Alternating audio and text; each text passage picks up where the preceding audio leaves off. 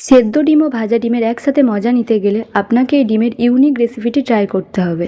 বাড়িতে যদি কোনো গেস্ট আসে আপনি 5 মিনিটের মধ্যে এটি বানিয়ে দিতে পারবেন। এর জন্য প্রথমে একটা ডিম ভেঙে তার মধ্যে সামান্য নুন দিয়ে মিশিয়ে নিন। এরপর একটা তড়কা প্যান নিন। আপনাদের কাছে যদি তড়কা প্যান না থাকে তাহলে ছোট একটা অ্যালুমিনিয়ামের বাটি নিন। ওর মধ্যে তেল দিন, সামান্য নুন আর হলুদ দিয়ে সেদ্ধ করে রাখা ডিমটা দিয়ে দিন।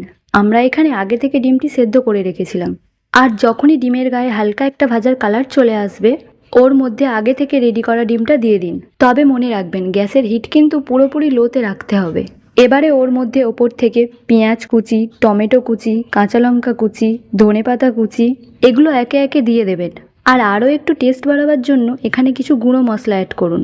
যেমন আমি দিয়েছি জিরের গুঁড়ো, গোলমরিচ গুঁড়ো, আপনারা যে কোনো মশলা অ্যাড করতে পারেন। তারপর মশলাটা খুব ভালোভাবে ডিমের চারিদিকে ছড়িয়ে দিন।